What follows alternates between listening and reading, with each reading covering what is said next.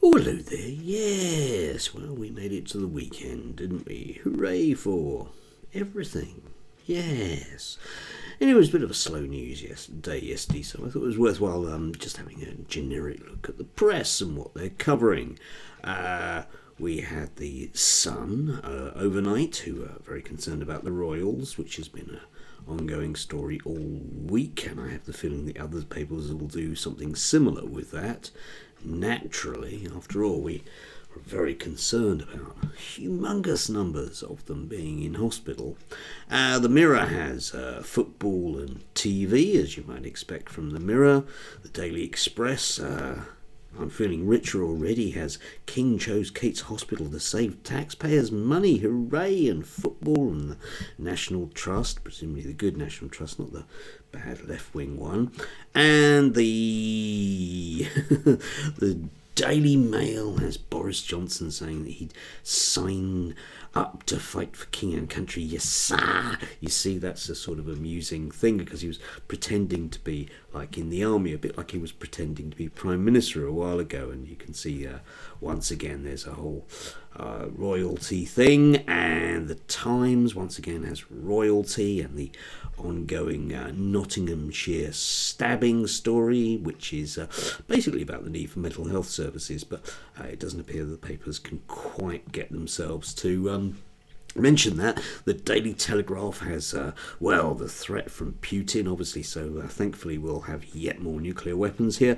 But my eye was drawn to further down underneath woman of number 10 attacks the irony of Israel genocide warning. Now, I thought, well, let's dig into that one because that's a bit of an unusual story to have on a front page on the Saturday, isn't it? And yes, it's taken 3 staff writers to write that Rishi Sunak condemns horrific irony of Israel genocide ruling, and it's worthwhile sort of pointing out the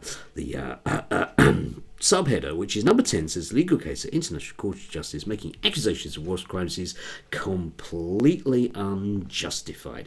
Indeed, and you do have a couple of sort of, just very, very bad news outlets that did actually cover the International Court's ruling. You've got The Guardian, The Financial Times, and The Eye that actually sort of managed to mention it. And the Daily Telegraph, bless them, have managed to put it just on their front page. But, yeah, obviously.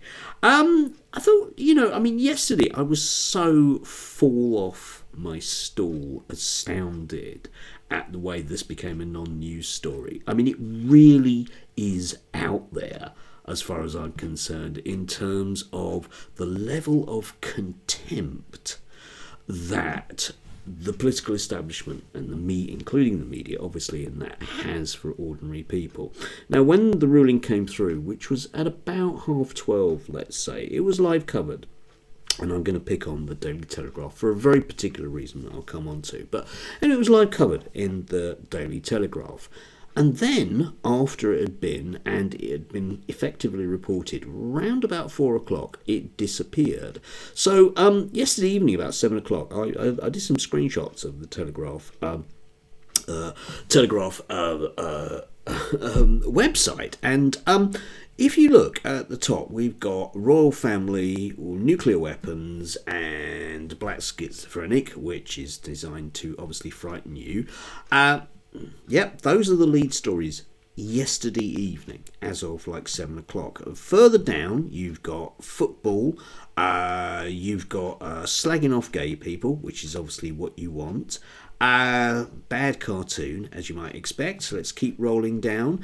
You then have something about Ukraine and some international stories. The world stories are US police officer survives spectacular high-speed stop collision, big shark at tourist beach, Trump storming out of the courtroom because he's going to have to pay a woman some money, and yes, the ongoing sort of killing somebody with nitrogen story. That's the world news, right? Yeah.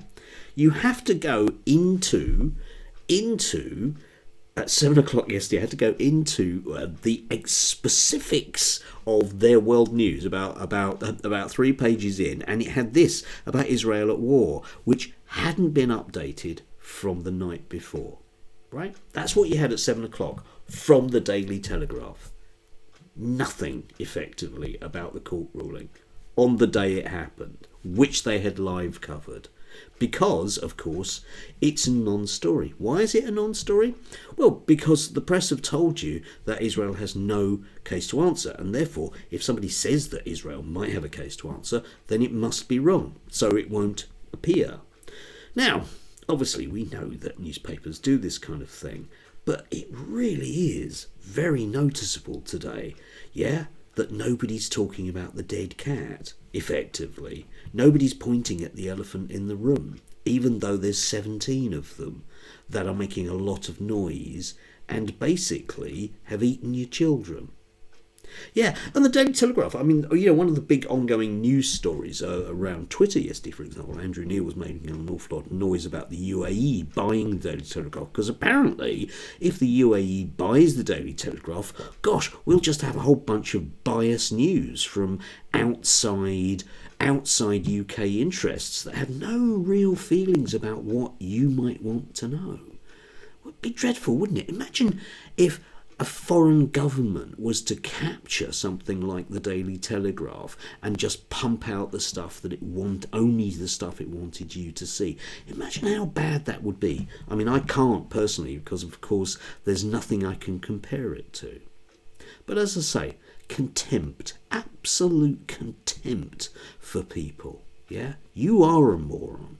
And think about it, right? Okay, if they're quite happy to ignore the concept of countries killing their own citizens effectively in what amounts to effectively what looks like, according to international law, genocide, think about what they're planning to do to you without telling you. Anyway, it'll give us a lot to think about over the weekend, except, of course, if you do think about it, you'll be an anti-Semitic traitor, because that's the way it works. Anyway, do have a lovely Saturday. Gosh, I'm going to enjoy my day off. Yeah, that'll be lovely. Do have a lovely one. If you can, while you can,